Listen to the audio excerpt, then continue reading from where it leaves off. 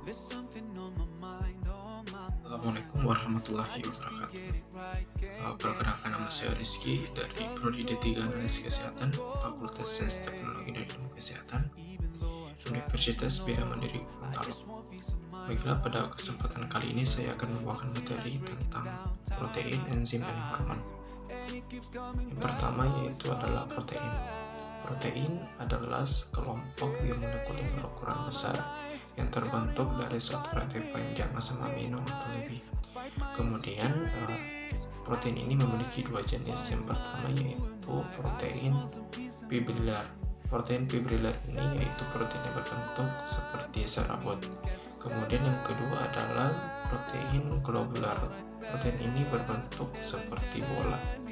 Selanjutnya, protein ini juga memiliki fungsi yang terdiri dari 5. Yang pertama yaitu fungsinya sebagai pembentuk dan pertemuan. Yang kedua yaitu sebagai tempat pembentukan antibodi.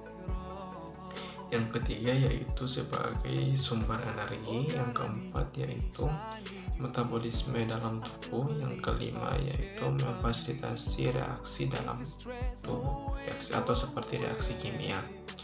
Selanjutnya adalah struktur-struktur dari protein yang terdiri atas 4 struktur primer, sekunder, tersier, dan kuarternar. Pertama yaitu struktur primer. Struktur primer ini adalah struktur yang sangat sederhana dengan urutan-urutan asam amino yang tersusun secara linear, yang mana tatanan-tatanan hurufnya itu mirip seperti kata atau kalimat dalam sebuah kalimat, yang mana tidak terjadi perpanjangan rantai. Kemudian struktur sekunder. Struktur sekunder ini adalah struktur yang kombinasi dari struktur primer yang tersusun secara linear dan distabilkan oleh ikatan hidrogen dari antara gugus CO dan gugus NH yang berada di seluruh tulang belakang. Kemudian struktur tersier. Struktur tersier ini adalah lapisan protein yang tumpang tindih di atas pola struktur sekunder, yang terdiri atas pemutarbalikan tak beraturan dalam sebuah ikatan antara rantai samping dan berbagai macam asam amino. Struktur ini dapat distabilkan oleh 4 ikatan. Yang pertama yaitu ikatan hidrogen, ionik, kovalen, dan hidrofobik. Selanjutnya adalah struktur kuarternar. Struktur kuarternar ini adalah gambaran dari pengaturan subunit protein atau promoter protein dalam sebuah ruang, yang mana biasanya pada struktur ini memiliki satu atau lebih subunit dengan struktur tersier yang membentuk protein kompleks dan fungsional. Biasanya struktur ini disebut juga dengan multimerik. Selanjutnya adalah denaturasi protein. Denaturasi protein ini adalah proses di mana protein itu kehilangan struktur tersier dan sekunder dengan beberapa penerapan tekanan eksternal atau senyawa, misalnya seperti asam kuat dan basa dan garam anorganik yang terkonsentrasi. Contoh dari denaturasi protein ini seperti misalnya kita akan memasak sebuah makanan, pasti di situ pasti protein akan terjadi denaturasi. Maka itu sebabnya ketika kita merebus telur, rebus akan menjadi lebih keras, dan ketika kita akan memasak daging, pasti daging itu akan menjadi lebih padat. Adalah enzim. Enzim ini merupakan suatu senyawa protein yang membantu proses metabolisme dalam tubuh. Dengan adanya enzim ini, proses metabolisme dalam tubuh itu akan berlangsung sangat cepat dikarenakan dapat menurunkan aktivitas atau energi yang diperlukan untuk berlangsungan reaksi tersebut. Tanpa adanya enzim ini, proses metabolisme dalam tubuh itu akan berlangsung sangat lama.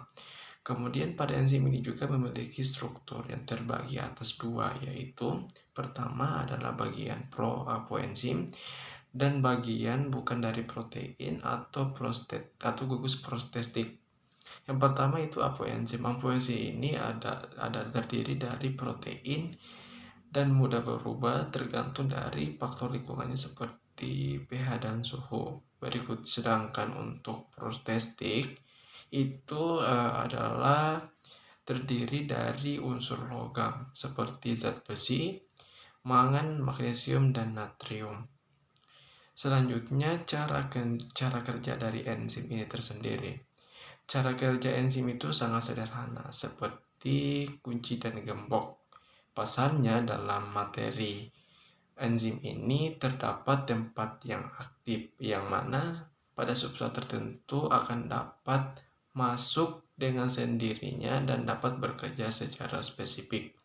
Kemudian untuk faktor-faktor yang mempengaruhi cara kerja enzim itu ada 4. Yang pertama itu suhu, pH, aktivator, dan inhibitor, dan konsentrasi. Selanjutnya adalah materi yang terakhir, yaitu hormon. Hormon merupakan suatu zat kimia yang dihasilkan dari kelenjar endokrin atau kelenjar buntu. Kelenjar endokrin ini tidak memiliki saluran, sehingga sekresinya itu akan langsung masuk ke aliran darah dan mengikuti peredaran darah ke seluruh tubuh. Kemudian klasifikasi hormon. Hormon sejatinya juga terdapat di dalam tubuh dengan jumlah yang sangat sedikit, tetapi fungsi dan kegunaannya itu tidak dapat diragukan lagi. Hormon dalam tubuh dapat mengendalikan proses pertumbuhan, reproduksi, metabolisme, kekebalan tubuh, dan pola hidup manusia sekalipun. Kemudian di dalam tubuh manusia itu terdapat kelenjar endokrin yang mampu menghasilkan hormon, seperti pertama kelenjar hipotalamus, kelenjar hipofisis, kelenjar tiroid, kelenjar paratiroid, kelenjar timus, kelenjar pankreas, kelenjar adrenal, kelenjar testis, dan kelenjar pencernaan. Baiklah, itulah sekilas pemaparan materi dari saya. Bila ada salah kata mohon dimaafkan. Saya Rizky, mohon undur diri. Wabillahi taufiq wal hidayah. Wassalamualaikum warahmatullahi wabarakatuh.